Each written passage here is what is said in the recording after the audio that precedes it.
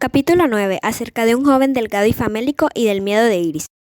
Llevaba una especie de uniforme con rayas en el que hubieran entrado otros 3 como él. Sus pantalones se sostenían con un cordel. Estaba sucio. La mirada siempre apuntaba hacia el piso. Jamás miraba a las personas a los ojos. Era esquivo. El domingo anterior, durante el sermón, el pastor Edmund había hablado justamente de esta característica, común a las personas de las que había que desconfiar. Dijo: defendámonos de aquellos individuos que no nos devuelven la mirada. Hay que desconfiar de ellos porque te pueden herir por la espalda. Aquel que es poco de fiar se lo reconoce desde la primera mirada, y eso no merece ni siquiera nuestra compasión o la compasión. Nuestro primer pensamiento debe estar dirigido a los hombres y a los jóvenes que están combatiendo en nuestro nombre, en el de toda nuestra comunidad, al enemigo que cobardemente, también esta mañana, prosiguió el asedio sobre nuestra querida Berlín.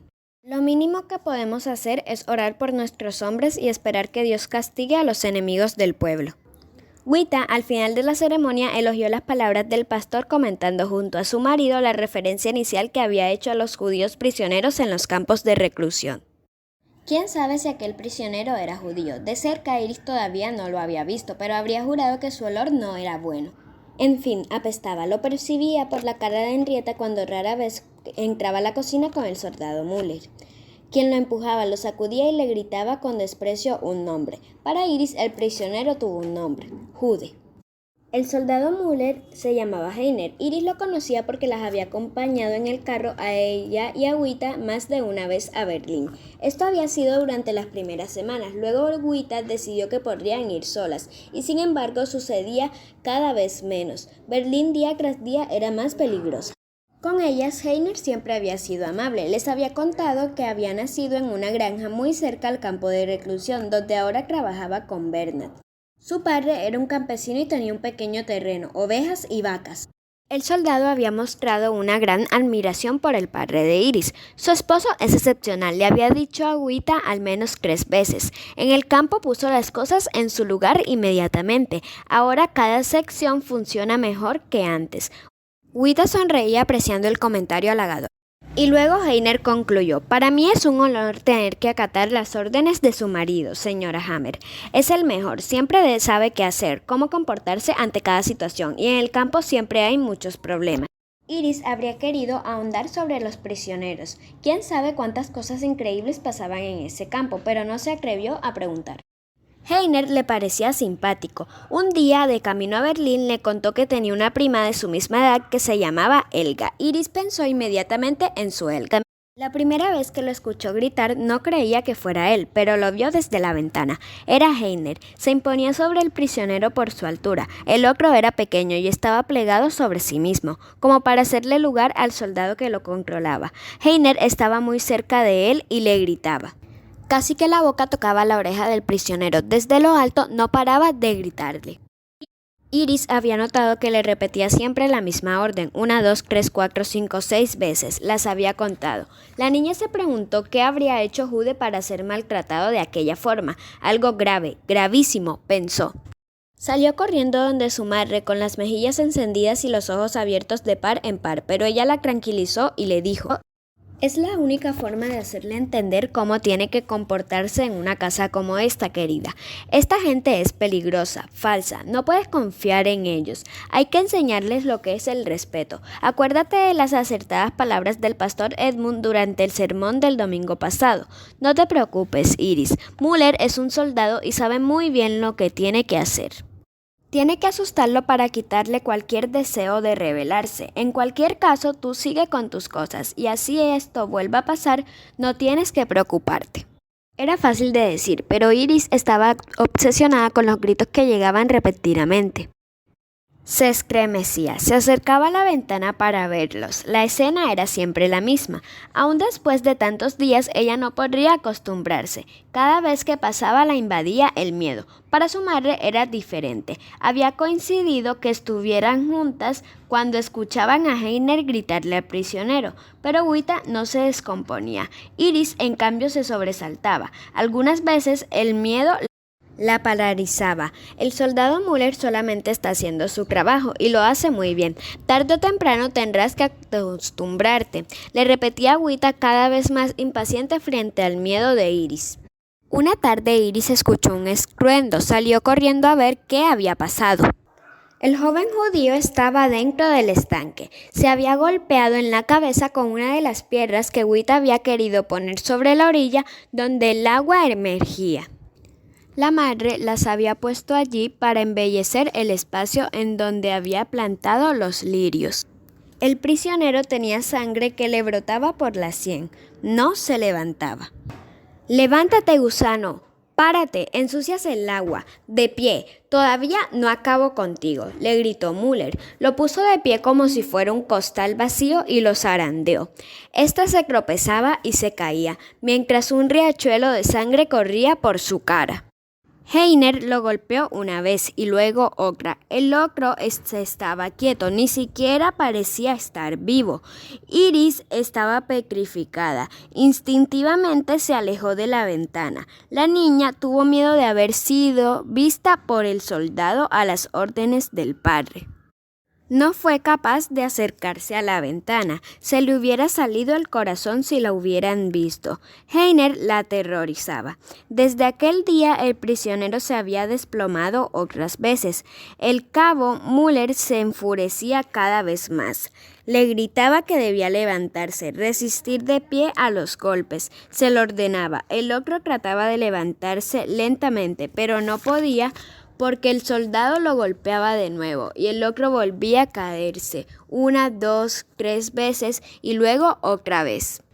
En un momento dado, el prisionero no se levantó más. Heiner estaba rojo como un tomate. La ira le hacía hervir la sangre y comenzó a patearlo mientras el otro estaba en el piso.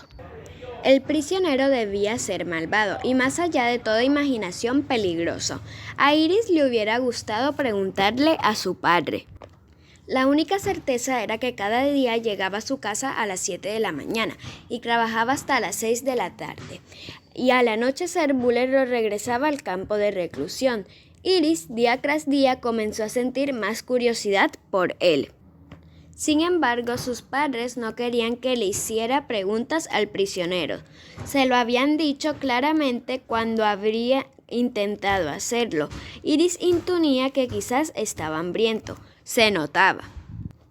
Una mañana Müller llegó con el prisionero mientras Henrietta sacaba el pan del horno.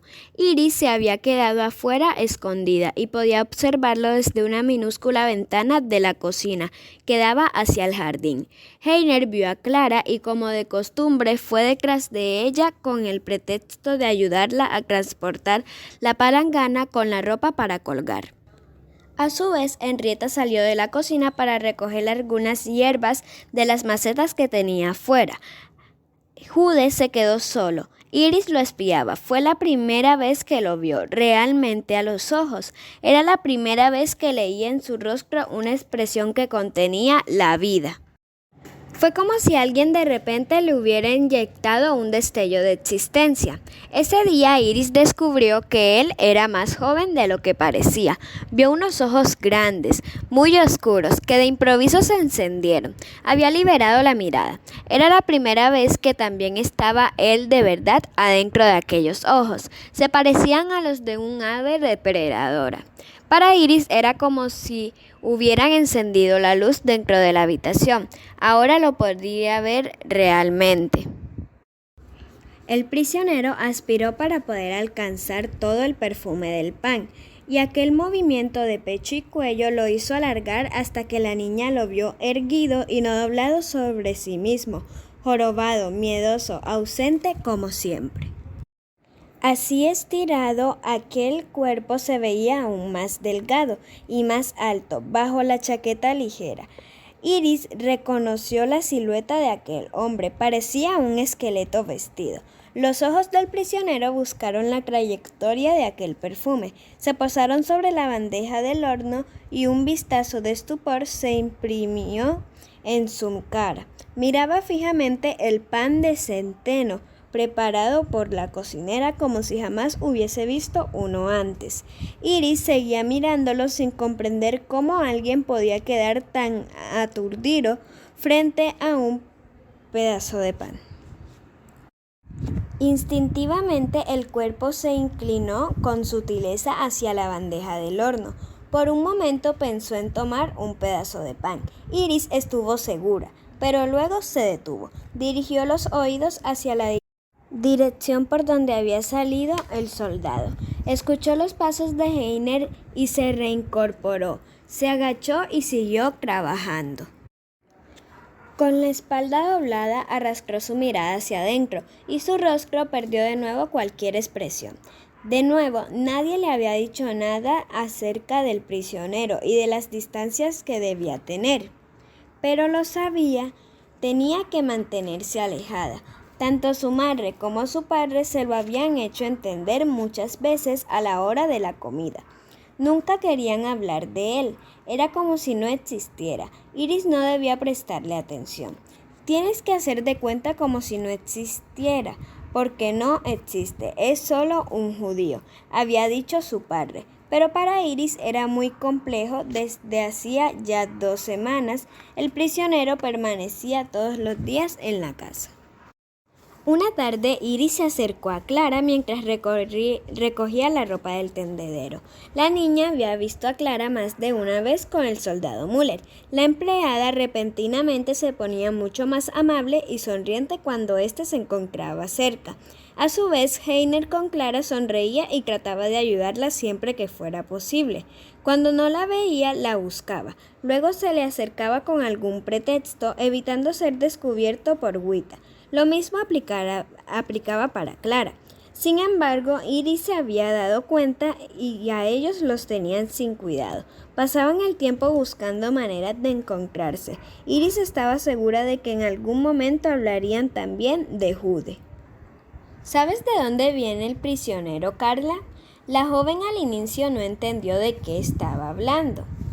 No, Jude, hizo hincapié Iris. ¿Quién? Respondió con repugnancia. Había entendido de quién le estaba hablando, pero hacía de cuenta no saberlo porque le parecía absurdo que la hija del capitán Hammer le hiciera esa pregunta. ¿Por qué diablos le importa aquel judío?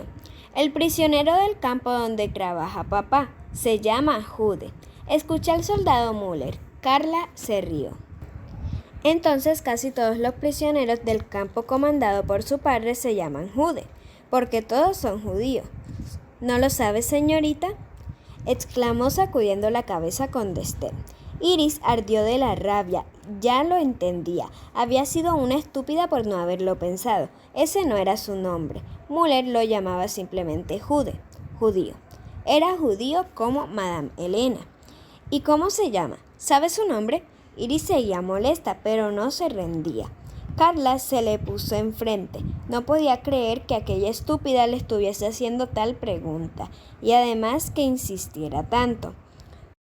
No se lo pregunté, respondió levantando los hombros. Se había cansado, tenía cosas que hacer, no podía andar perdiendo el tiempo con esta estúpida niña entre un bordado, un paseo en bicicleta, el columpio, una sección de piano.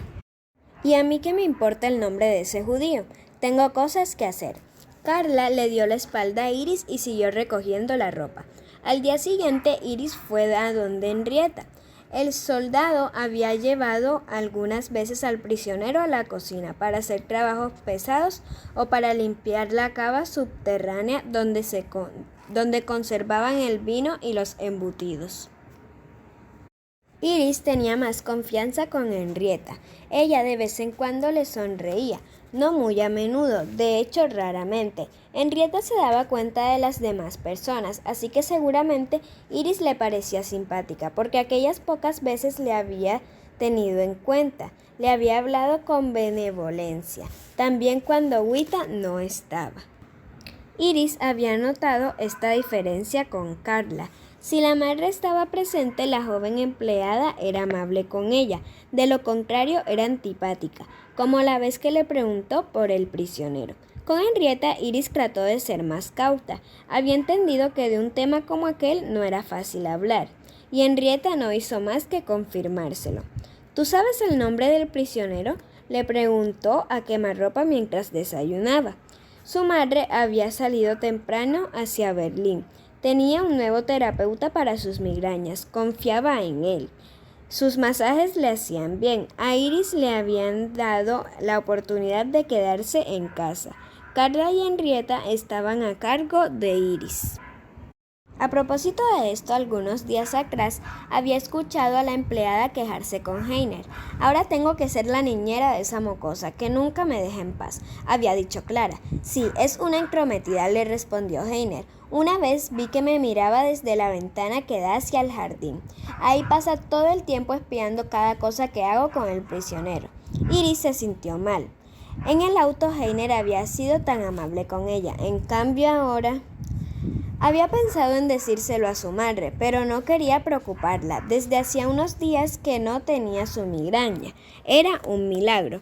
Wita ahora tenía una amiga, la mujer del pastor Edmund, Brigita, con quien se encontraba cada día. Hablaban de flores, de música, de guerra, del futuro de la gran Alemania, y después hablaban de beneficencia. Wita le ayudaría a Brigita a organizar unos paquetes de víveres para los pobres y las viudas. Su madre no podía estarse quieta sin hacer nada y le gustaba desvelarse por los otros. Al menos Henrietta no le respondió mal. La cocinera sacudió la cabeza con una expresión de sorpresa. Tampoco ella se esperaba aquella pregunta. ¿Se lo preguntaste a tu papá? En fin, dudo mucho que tu padre sepa el nombre de ese judío.